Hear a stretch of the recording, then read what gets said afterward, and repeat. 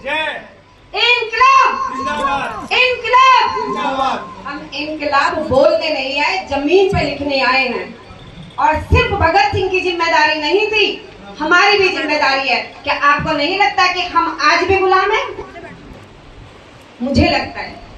और जरूरी नहीं है कि तलवार से हर बार आजादी मिले, कभी विचारों से तो कभी कलम से। और हम सब बहुत सारे मंच सजाते हैं, लेकिन हर मंच पे इतिहास की बात होती है, आज की बात क्यों नहीं होती? क्यों नहीं लिखा जाता? क्यों नहीं आप में वो दम है जो आपके आसपास में भ्रष्टाचार हो रहा है या जितने भी गलत गतिविधियां हो रही हैं, आप क्यों नहीं लड़ते उनके लिए?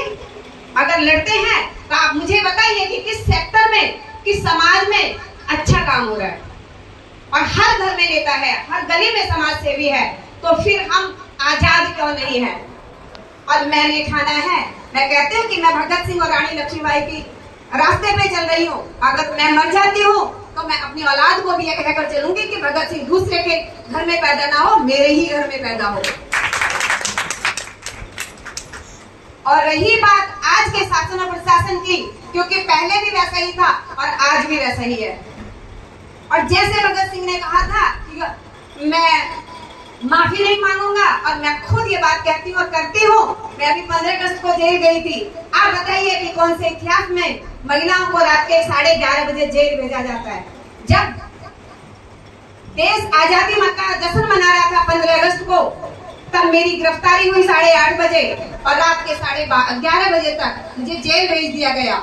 उन भ्रष्टाचारी ने, उनसे पूछिए थाने में कि वो ऐसा क्यों कर रहे हैं? क्योंकि वो भ्रष्टाचारियों को बचा रहे हैं और चंद टुकड़ों पे जो कागज के हैं उनसे वो खिलवाड़ कर रहे हैं, देश को बांट रहे हैं।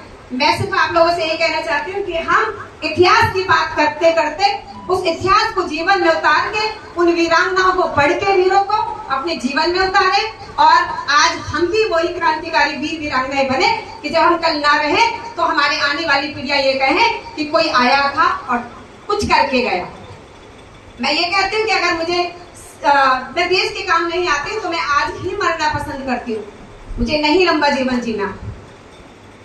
तो मैं आप लोगों से, क्योंकि मुझे बहुत दर्द भी है और मैं जीना भी नहीं चाहती हूँ, क्योंकि जिस तरीके से ये हालात हैं, और मैं रोज लड़ती हूँ और सारा सिस्टम एक होता है। और मैंने देखा कि मेरे आसपास में जितने भी समाज सेवी हैं वो भी उसी भ्रष्टाचार में लिप्त हैं, क्योंकि सत्य की आवाज को अपने भी नहीं साथ देते हैं। और मैंने ठाना है कि दुनिया में अगर कोई भी साथ नहीं होगा तो मेरी कलम और मेरी कहते शरीर ही तो मर सकता है, मेरा विचार नहीं मर सकता।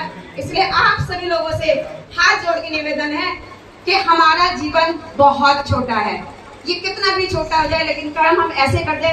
जब भगत सिंह इतनी छोटी उम्र में करके जा सकते हैं तो हम और आप कितना जीना चाहते हैं?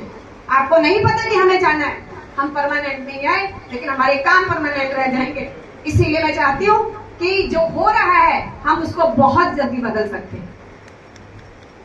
धन्यवाद।